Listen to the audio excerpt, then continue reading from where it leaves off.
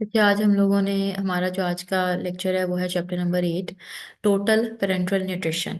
Total means complete, parenteral means through injection nutrition गजाइत।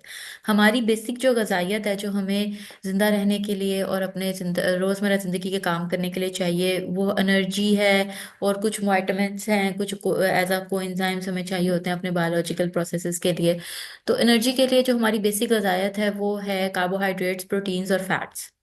Carbohydrates, proteins and fats, इनमें specific amount of energy होती है, किसमें ज्यादा है किसमें कम है ये आप इंशाल्लाह जो है वो इसमें भी थोड़ा सा इन्होंने डिटेल में आगे बताना है। और बाकी चीज जो है वो आप लोग जो है अपनी बायोकेमिस्ट्री में पढ़ोगे, उनकी डाइजेशन वगैरह ईच एंड एवरीथिंग। तो ये आपकी बेसिक गजाइयत है, बेसिक न्यूट्रिएंट्स हैं कार्बोहाइड्रेट्स, प्रोटीन्स एंड फैट्स। तो एक इंसान है वो थ्रू ओरल रूट मतलब मुंह से खाना नहीं खा सकता। वो या तो बेहोश है या फिर उसकी कोई सर्जरी हुई हुई है या फिर वो इस हालत में है, किसी ऐसी सिचुएशन में है कि उसका जीआईटी काम नहीं कर रहा या फिर वो उसका कोई एक्सीडेंट हुआ है, शॉक है, ट्रॉमा है। तो इस केस में जो है, और 24 से 48 आवर से ज्यादा हो गए हैं कि उसको खाना नहीं आप खिला पा रहे हो थ्रू माउथ ओरल रूट से। तो फिर क्या करते हैं, फिर हम लोग जो है उसको इंजेक्शन के थ्रू या पेरेंट्रल रूट के थ्रू जो है ना, कह लें कि देते हैं गजाइयत।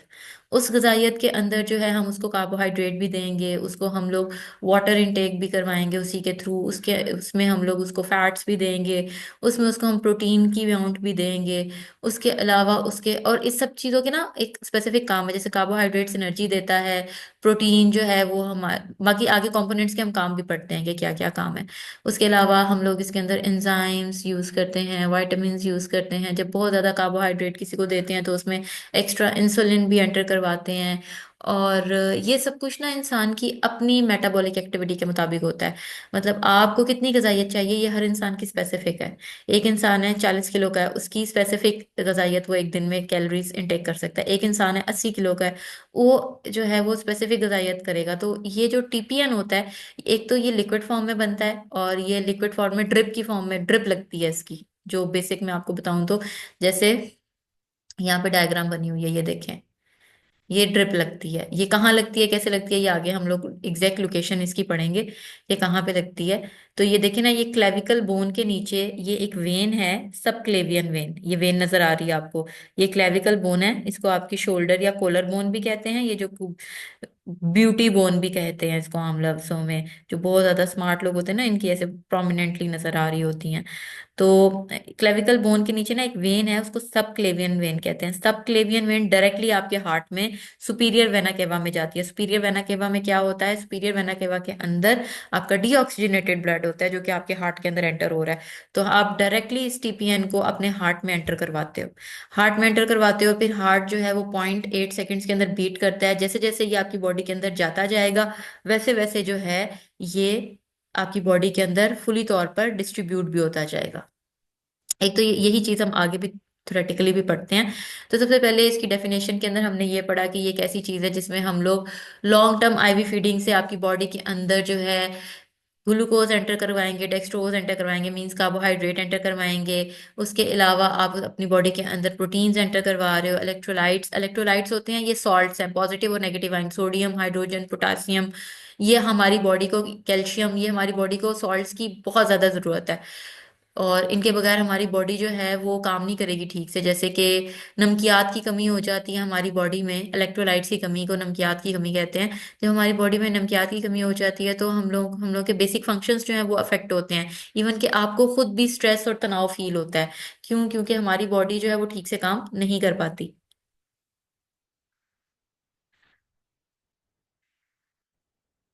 और कुछ केसेस के अंदर हम इंसुलिन भी ऐड करते हैं। अगर आप लोग डेक्सट्रोज या फिर कार्बोहाइड्रेट बहुत ज्यादा क्वांटिटी के अंदर बॉडी के अंदर एंटर करवा रहे हो तो आपकी बॉडी का जो पैंक्रियाज है वो उतनी इंसुलिन नहीं बना पाएगा कि आपके सेल्स के अंदर वो एंटर हो जाए कार्बोहाइड्रेट्स। तो दैट इज वाई आप एक्स्ट्रा इंसुलिन एंटर करवाते हो आउटसाइड सोर्स से, ताकि वो इंसुलिन जाके सेल के साथ बाइंड करे, सेल का गेट खोले और जो आपका कार्बोहाइड्रेट है वो जाके सेल के अंदर एंटर हो जाए। इंसुलिन जो होती है वो सेल के साथ जाके बाइंड करती है और सेल जो है अपने कोई भी चैनल ओपन करेगा और जो कार्बोहाइड्रेट है वो अंदर एंटर हो जाता है। अगर इंसुलिन अवेलेबल नहीं है, बॉडी बॉडी नहीं बना रही, इंसुलिन की कमी है, इंसुलिन अवेलेबल अवेलेबल नहीं है, तो जो जितना मर्जी खाए, जो एनर्जी लिए, जो आपके सेल्स को एनर्जी नहीं मिलती। क्यों? क्योंकि सेल को एनर्जी क्यों नहीं मिलती है? क्योंकि सेल जो है उनके अंदर कोई चैनल ही नहीं ओपन हुई होती, कोई गेट ही नहीं ओपन हुआ होता कि एनर्जी अंदर आए। गेट कौन ओपन करता है? इंसुलिन ओपन करती है। दैट इज वाई जो शुगर पेशेंट्स होते हैं उनका ब्लड शुगर लेवल बहुत ज्यादा इंक्रीज होता है, क्योंकि जब वो खाते हैं वो आपके सेल को एनर्जी नहीं मिलती, बल्कि वो ब्लड के अंदर ही रहता है। तो टोटल पेरेंटल न्यूट्रिशन में हम लोग तमाम किस्म की ग़िज़ायत बॉडी के अंदर एंटर करवाते हैं, लेकिन इंजेक्शन के थ्रू, ड्रिप की फॉर्म में, और उसके अंदर जो कंपोनेंट्स हैं उनके अब हम काम देख लेते हैं। और ये एक ऐसे पेशेंट को देंगे, या तो वो बेहोश है, या तो फिर वो किसी भी वजह से, इंडिकेशंस भी हम आगे पढ़ेंगे, जहाँ पे किसी वजह से वो मेडिसिन नहीं ले सकता, सॉरी, खाना नहीं खा सकता ओरल रूट से, उसका जीआईटी खराब है, स्टमक का ऑपरेट हुआ है, स्टमक खराब है, इंटेस्टाइन्स खराब है, कोई इन्फेक्शन है, कुछ भी है, खाना खाएगा अब्जॉर्ब नहीं होगा, या खाना खाएगा उसको कोई फायदा नहीं है, ठीक है, या फिर कोई ऑपरेट हुआ हुआ है, कोई उसका एक्सीडेंट हुआ हुआ है, कोई भी वजह से जो है वो खाना थ्रू माउथ नहीं खा सकता, और बड़ा लॉन्ग टर्म हो, मतलब कि 2-3 दिन गुजर चुके हो, ये नहीं कि भाई रात तक खाना नहीं खा सकता, 2-3 घंटे का ऑपरेट था, रात तक खाना नहीं खा सकता, 12 घंटे 24 घंटे खाना बंदा नहीं खा सकता तो ड्रिप लगवा दो उसको टीपीएन की, ऐसा नहीं होता। तो लॉन्ग टर्म केसेस के अंदर होता है, जहाँ पे बहुत जो है एक्सटेंसिव किस्म के केसेस के अंदर होता है। तो कंपोनेंट्स ऑफ टीपीएन फॉर्मुलेशन अगर हम देखें तो वाटर होगा, प्रोटीन सोर्स होगा। प्रोटीन हम इसलिए एंटर करते हैं क्योंकि जो अमाइनो एसिड्स के अंदर जो नाइट्रोजन होता है ना, वो जख्मों को हील करने के लिए जो है, एक तो उसका फायदा, एक फायदा ये है कि जो वूंड हीलिंग है वो अच्छी हो जाती है, और दूसरा ये कि जो आपकी बॉडी के जो एंटीबॉडीज हैं उनको भी प्रोटीन्स की जरूरत है, हमारे जो बॉडी के डिफेंसेस हैं दीज आर वो प्रोटीन्स हैं, तो उसको भी इंक्रीज करने के लिए, उसको भी बेहतर बनाने के लिए हमें प्रोटीन चाहिए। उसके अलावा एनर्जी सोर्स, हमारी जो मेन एनर्जी सोर्स है वो कार्बोहाइड्रेट्स और फैट्स हैं।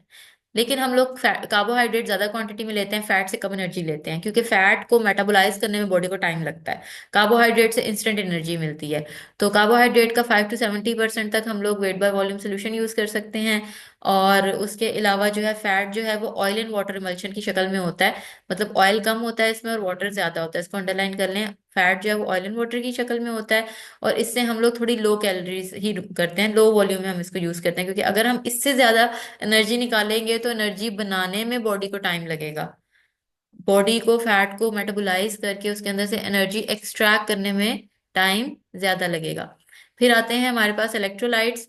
इलेक्ट्रोलाइट्स जो हैं, इलेक्ट्रोलाइट्स बच्चों, मैंने आप लोगों को पहले बताया कि पॉजिटिव और नेगेटिव आयंस होते हैं। कौन से हमारी बॉडी को सबसे ज्यादा पॉजिटिव और नेगेटिव आयंस की जरूरत है? हाइड्रोजन हो गया, इसके ऊपर पॉजिटिव एक चार्ज होता है, कैल्शियम, कैल्शियम के ऊपर 2 पॉजिटिव चार्ज होता है, सोडियम की जरूरत होती है हमें, क्लोरीन की जरूरत होती है हमें, पोटासियम की जरूरत होती है। तो ये जो सारे हमारे पास इलेक्ट्रोलाइट्स हैं, पॉजिटिव और नेगेटिव आयंस, ये हमारी बॉडी को हर काम करने के लिए जरूरी हैं, हमारी बॉडी के अंदर जितने भी मसल कंट्रैक्ट हो रहे हैं उनके लिए जरूरी है, हमारी बॉडी के अंदर जितने भी ऑर्गन्स काम कर रहे हैं उन सबको इलेक्ट्रोलाइट्स की जरूरत है। एक बेसिक चीज, आपकी बॉडी, आपकी हार्ट बीट, पर heart beat 2 molecules of calcium लगते हैं। तो अगर आपकी डाइट से आप कैल्शियम नहीं अपनी बॉडी के अंदर लेके जा रहे हो, तो आपका मतलब कि कहाँ से कैल्शियम फिर मिलेगा बॉडी को? बॉडी आपकी बोन से कैल्शियम लेना शुरू कर देती है, क्योंकि हार्ट को तो हर हार्ट बीट पे कैल्शियम चाहिए, और आप कैल्शियम खा नहीं रहे हो। तो फिर नहीं कहते बंदे को जिस्मानी तौर पे, मतलब कि जिस्म दर्द कर रहा है, कमजोरी हो गई है, हट्टा कट्टा मोटा बंदा नजर आ रहा होता है, हर चीज खा रहा है, लेकिन फिर भी जिस्म दुख रहा है और वो कमजोर है। क्यों? क्योंकि वो कैल्शियम इंटेक नहीं कर रहा अपना। ठीक है, कैल्शियम इंटेक नहीं कर रहा। हार्ट जो है वो कहाँ से कैल्शियम ले रहा है? वो बोन से कैल्शियम ले रहा है, और बोन्स वीक हो रही हैं। तो इसी तरीके से हर ऑर्गन जो है, हर हर ऑर्गन को स्पेसिफिक इलेक्ट्रोलाइट्स चाहिए होते हैं। एब्जॉर्प्शन के लिए, हमारे जीआईटी एब्जॉर्प्शन के लिए बहुत ज्यादा इलेक्ट्रोलाइट्स चाहिए होते हैं। ट्रेस एलिमेंट्स, हम कुछ ऐसी चीजें हैं जो हम as a hormone use, sorry, as a enzymes use होती हैं हमारी बॉडी में। हमारी बॉडी में ना बहुत से केमिकल रिएक्शंस चल रहे हैं, तो कुछ केमिकल रिएक्शंस जो हैं इन एंजाइम्स की मौजूदगी से तेज हो जाते हैं। हम लोग कहते हैं ना कि इस बंदे का मेटाबॉलिज्म बड़ा तेज है, इस बंदे का मेटाबॉलिज्म बड़ा स्लो है। तो ऐसा बंदा जिसका मेटाबॉलिज्म तेज है, उसकी उसके पास जो एंजाइम्स हैं वो ज्यादा एक्टिव है, और ऐसा बंदा जिसका मेटाबॉलिज्म वीक है, उसके पास या तो फिर एंजाइम्स होंगे ही नहीं कि उसके रिएक्शन को तेज करें, उसका स्लोली स्लोली रिएक्शन होगा, तो इस वजह से उसका मेटाबॉलिज्म स्लो होगा। मेटाबॉलिज्म के अंदर बच्चों दो चीजें आती हैं, एनाबॉलिज्म भी और कैटाबॉलिज्म भी। न्यू चीजों का बनना और पुरानी चीजों का टूटना, दोनों चीजें ही उस बंदे के अंदर स्लो होंगी due to the lack of enzymes. फिर आगे विटामिन्स और मिनरल्स आते हैं। विटामिन्स और मिनरल्स भी जो हैं वो आपकी बॉडी को जो है बहुत सी चीज़ों में हेल्प करते हैं। कार्बोहाइड्रेट मेटाबॉलिज्म में हेल्प करते हैं, डीएनए बनाने में हेल्प करते हैं, बॉडी के बहुत से फंक्शंस में हेल्प करते हैं। ये भी आप जो है वो टीपीएन बैग के अंदर डलता है।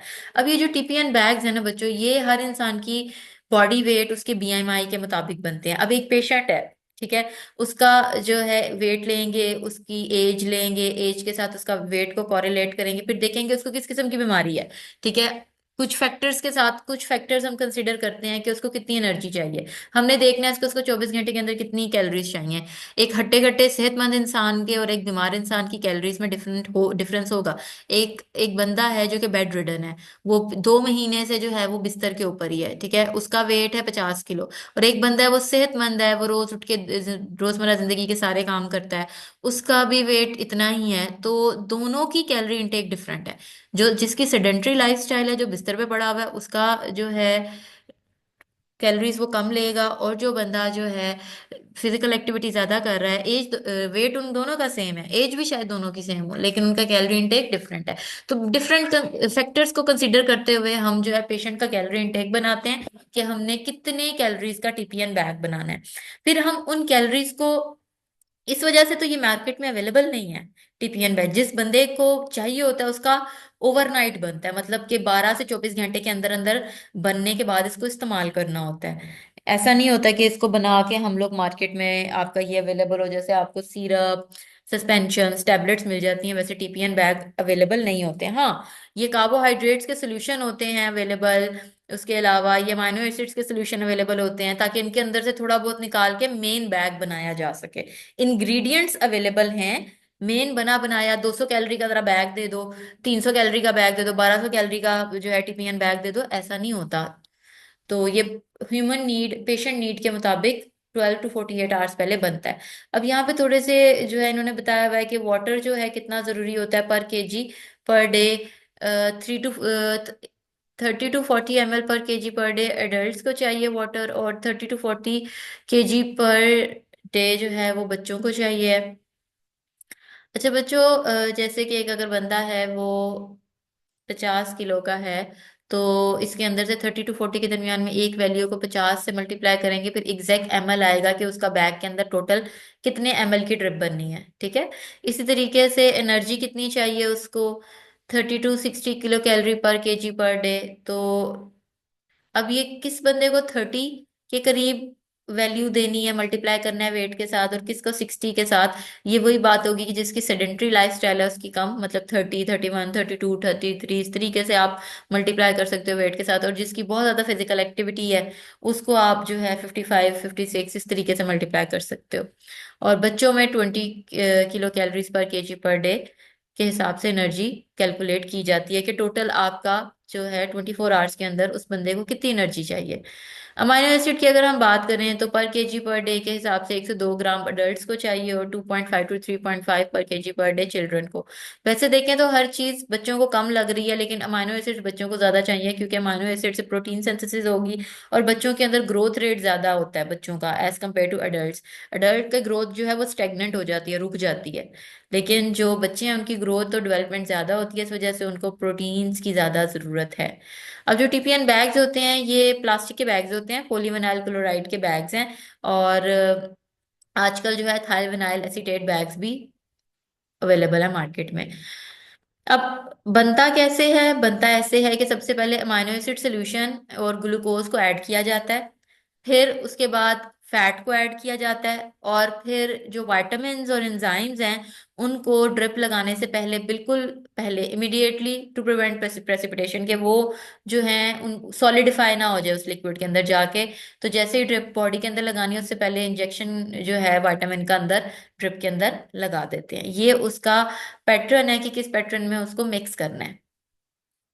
फिर जब आपने बैग बना लिया उसके ऊपर आपने लेबलिंग क्या क्या करनी है। लेबलिंग में पेशेंट नेम आएगा, बैग के अंदर क्या क्या चीजें कितनी कितनी मौजूद हैं वो लिखा आएगा, वो जो ड्रिप बनी है ना उसको मैं बैग कह रही हूँ। उसके अलावा टोटल वॉल्यूम कितना है, कितने एमएल की बनी है ये, और पर एमएल जो है इन्फ्यूजन रेट क्या होना चाहिए, मतलब पर आवर कितने ml बॉडी के अंदर एंटर होने चाहिए, मतलब ये जो ड्रॉप ड्रॉप आपको ड्रिप के साथ नजर आते हैं, तो 1 घंटे के अंदर कितने ड्रॉप्स जो है बॉडी के अंदर एंटर होने चाहिए। और कितनी एनर्जी का ये बैग है, 400 कैलोरीज का है, 500 कैलोरीज है, 1200 कैलोरीज का है, 1800 कैलोरीज का है, वो तो पेशेंट नीड के मुताबिक है, पेशेंट वेट के मुताबिक है, हर चीज हमने ऊपर एडजस्ट की है। हर चीज पहले हमने एनर्जी निकाली, फिर हमने वाटर कैलकुलेट किया, हमने अमाइनो एसिड कैलकुलेट किया, कार्बोहाइड्रेट्स कैलकुलेट किए, हर चीज हमने कैलकुलेट करके निकाली है।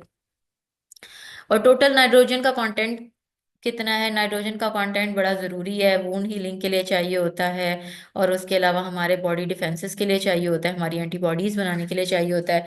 फिर पैकेजिंग के लिए कहते हैं कि इस ड्रिप को जो है ना वो एक डार्क कलर के एक और बैग के अंदर एंटर कर दो, और जो मेन ड्रिप के ऊपर जो लेबल है वो उस पैक के ऊपर भी लेबल लगा दो, और इसको फ्रिज में रख दो जब तक इसने इस्तेमाल नहीं होना। 12 से 24 घंटों के अंदर अंदर बेटा हमने इसको इस्तेमाल करना होता है। अब आगे एडमिनिस्ट्रेशन। अब एडमिनिस्ट्रेशन बच्चे मैंने आप लोगों को इस डायग्राम के थ्रू बताई थी कि आपका जो टीपीएन बैग होता है ना उसके अंदर बहुत ज्यादा न्यूट्रिएंट्स होते हैं, ये आइसोटोनिक नहीं हो सकता। अगर ये आइसोटोनिक नहीं है तो ये आपकी बॉडी के अंदर जाके जो है नुकसान पहुंचा सकता है, या तो हेमोलिसिस करवा देगा, जो है सेल या तो फूल जाएंगे या सिकुड़ जाएंगे। ये हम लोगों ने चैप्टर नंबर 5 में पढ़ा था कि कोई भी लिक्विड, कोई भी इंजेक्शन अगर आपने अपनी बॉडी के अंदर एंटर करवाना है तो उसकी जो टॉनिसिटी है, उसके अंदर जो सॉल्ट कंसंट्रेशन है, उस इंजेक्शन के अंदर, उस लिक्विड के अंदर जो सॉल्ट कंसंट्रेशन है वो हमारी बॉडी के फ्लूइड्स के सॉल्ट कंसंट्रेशन या टॉनिसिटी के इक्वल होनी चाहिए। तो इसमें टीपीएन का जो बैग होता है, ये जो बैग है, ड्रिप है, इसकी टॉनिसिटी हम लोग उतनी मेंटेन नहीं कर सकते। अगर हम इसकी टॉनिसिटी उतनी मेंटेन करेंगे तो पता नहीं ये 10 लीटर का बैग बनेगा, और 10 लीटर तो हम अपनी बॉडी के अंदर 24 घंटे में एंटर भी नहीं करवा सकते। तो हम लोग क्या करते हैं, फिर हम लोग इसको, जो इसको लगाने का तरीका है ना, वो फिर हम इसको डायरेक्ट वेन के अंदर नहीं लगाते, मतलब कि सिंपल वेन के अंदर, पेरिफेरल वेन्स के अंदर नहीं लगाते। हम इसको कहाँ लगाते हैं, हम इसको डायरेक्ट हार्ट के अंदर इन्फ्यूज करते हैं। हार्ट के अंदर जब हम इसको इन्फ्यूज करेंगे, हम लोग कहाँ के किस किस रूट से हम हार्ट को एक्सेस करेंगे, हम क्लेविकल के नीचे, आपकी जो कॉलर बोन है उसके नीचे जो सब क्लेवियन वेन है, उसको एक्सेस करते हुए आपके हार्ट के अंदर इसको एंटर करवाएंगे। जैसे ही हम इसको हार्ट के अंदर एंटर कराएंगे, अब फर्ज करें कि 1 मिनट के अंदर, सॉरी 1 सेकंड के अंदर जो है एक ड्रॉप गया है। अब वो एक ड्रॉप जब इधर जाएगा 1 सेकंड में, तो 1 सेकंड के 8वें हिस्से के अंदर वो आपकी जो हार्ट से निकल के बॉडी के अंदर चला जाएगा।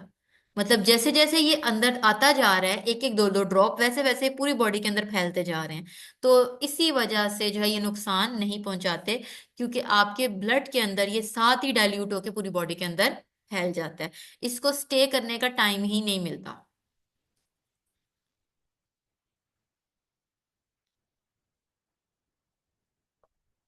The formulation is administrate via catheter. Catheter जो होती है ये प्लास्टिक ट्यूब को कहते हैं।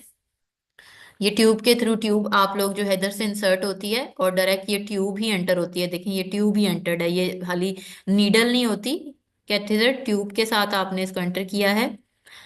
Solution is administered slowly through a large vein such as superior vena cava. The superior vena cava is accessed through the subclavian vein immediately between the beneath the clavicle.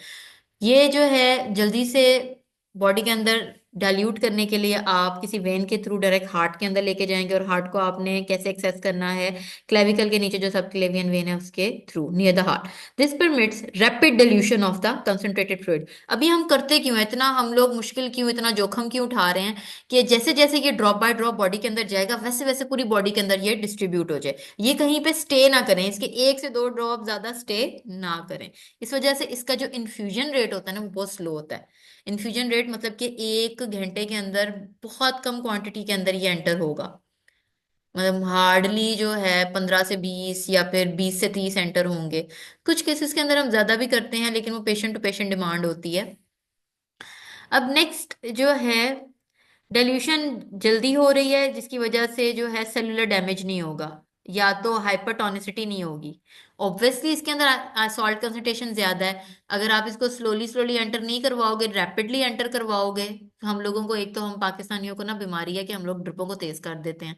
तो अगर किसी ने गलती से जो है टीपीएन बैग की जो है ड्रिप को तेज कर दिया, तो हाइपरटोनिसिटी से बंदा मर भी सकता है, ये फेटल भी हो सकती है। तो सोचे समझे बगैर ना ड्रिपें तेज किया करें आप लोग। Generally final concentration of dextrose. अच्छा, अब ये बता रहे हैं कि अगर डेक्सट्रोज की कंसंट्रेशन आप final concentration not greater than 10, तो फिर आप इसको पेरिफेरी दे सकते हो। अगर आपने जो डेक्सट्रोज मतलब जो कार्बोहाइड्रेट एंटर किया है वो 10% से कम है, मतलब कि सॉल्ट कंसंट्रेशन कम है उसकी, 10% से कम है, तो फिर आप इसको हाथों से भी यूज, मतलब कि बाजू में भी लगा सकते हो, टांगों में भी लगा सकते हो, पेरिफेरली दे सकते हो। और अगर 10% से ज्यादा है तो फिर सुपीरियर वेना केवा से ही देना है, क्योंकि फिर कंसंट्रेशन ज्यादा हो गई है। वो आइसोटोनिक नहीं रहा बल्कि वो हाइपरटोनिक बन गया, और अगर वो हाइपरटोनिक बन गया तो वो आपको नुकसान पहुंचाएगा। हाइपरटोनिक श्रिंकेज ऑफ सेल कर देता है, नुकसान पहुंचाएगा। तो इस वजह से हमें रैपिड डाइल्यूशन चाहिए, और रैपिड डाइल्यूशन में हम हार्ट को एक्सेस करते हैं थ्रू सब क्लेवियन वेन। ये चीज मैंने बच्चों आप लोगों को पहले डायग्राम से भी देखो ना, डायग्राम में जाहिर है कि कहाँ से ये बैग को जो है ना एक्सेस दी जा रही है, ये वेन के अंदर, और वेन जो है हार्ट के अंदर जा रही है। फिर नेक्स्ट हमारे पास आता है टीपीएन के डिफरेंट नाम भी हैं। टीपीएन को हम सेंट्रल वेन टीपीएन भी कहते हैं, टोटल पेरेंटल न्यूट्रिशन भी कहते हैं, पेरिफेरल पेरेंटल न्यूट्रिशन भी कहते हैं, और होम पेरेंटल न्यूट्रिशन भी कहते हैं। डिपेंड करता है ना, पेशेंट थोड़ी देर के लिए बीमार है तो ठीक है। अब एक पेशेंट लॉन्ग टर्म बेड के ऊपर है, कोमा पेशेंट है, ठीक है, वो आपको 3 साल से कोमा में है, तो वो फिर होम पेरेंटल या फिर कंप्लीट पेरेंटल के ऊपर चला जाएगा। अच्छा बच्चों, अब नेक्स्ट आता है इंडिकेशंस। हम लोग पेरेंटल यू तो टीपीएन गजायत को जो है हम लोग थ्रू माउथ लेने की जगह हम ड्रिप की शक्ल के अंदर थ्रू इंजेक्शन क्यों ले रहे हैं? टोटल पेरेंटल न्यूट्रिशन, कंप्लीट गजा हम लोग पेरेंटल रूट से थ्रू नीडल क्यों बॉडी में एंटर करवा रहे हैं? हम मुंह से क्यों नहीं खा रहे? बेसिक है ना, बचपन से देख रहे हैं मुंह से खाना खाते हैं, तो ये ऐसा क्यों कर रहे हैं हम? इसकी कुछ वजह हैं, उसकी कुछ इंडिकेशंस हैं। अब इंडिकेशंस अगर हम देखें तो जीआईटी डिजीज हो, आपके गेस्ट्रोइंटेस्टाइनल ट्रैक ही खराब है, या तो अल्सर हुआ हुआ है, अल्सरेटिव कोलाइटिस, आपके इंटेस्टाइन्स के अंदर अल्सर हुआ हुआ है, पैंक्रेटाइटिस, आपका जो है पैंक्रियाज जो है अपनी सिक्रीशन ठीक से नहीं बना रहा, या वो ठीक से काम नहीं कर रहा, या मैल ऑब्जॉर्प्शन सिंड्रोम, आप खाना खा रहे हो लेकिन वो एब्जॉर्ब नहीं हो रहा। उसकी भी मल्टीपल रीजंस हो सकते हैं क्यों एब्जॉर्ब नहीं हो रहा। ट्रॉमा, ट्रॉमा में एक्सीडेंट भी आ जाता है, ट्रॉमा के अंदर सीवियर बर्न, आपकी बॉडी जल गई है, आपकी बॉडी शॉक में चली गई है, या एक्यूट रीनल फेलियर हो गया आपको। एक्यूट का मतलब होता है सडन, क्रॉनिक का मतलब होता है लॉन्ग टर्म। ये कुछ वर्ड्स हैं जो आप पढ़ोगे। एक्यूट का मतलब होता है सडन, तो सडन रीनल फेलियर हो गया, आपका कोई बॉडी के अंदर रिएक्शन हुआ है और आपकी किडनीज एक दिन पहले बिल्कुल ठीक थी, अगले दिन किडनीज जो है वो अपनी 10% वर्क कर रही हैं, तो ये इस केस के अंदर आपकी बॉडी को एक शॉक मिलता है, आपकी बॉडी शॉक में होती है। उस केस के अंदर भी हम टीपीएन यूज करते हैं, क्योंकि बॉडी उस तरीके से एक्सेस ही नहीं कर पाती, बॉडी उस तरीके से जो है वो वेस्ट को और बाकी चीजों को मेटाबोलाइज ही नहीं कर पाती। देन एब्डोमिनल सर्जरी, कोई भी गैस्ट्रोइंटेस्टाइनल ट्रैक की चीज की सर्जरी हो, और वो चीज जो है 12 से 24 घंटे तक आप गजा अपनी बॉडी के अंदर अगर नहीं एंटर करवा सकते, तो फिर टीपीएन की शक्ल के अंदर एनर्जी आप यूटिलाइज करोगे। उसके बाद रोल ऑफ फार्मासिस्ट,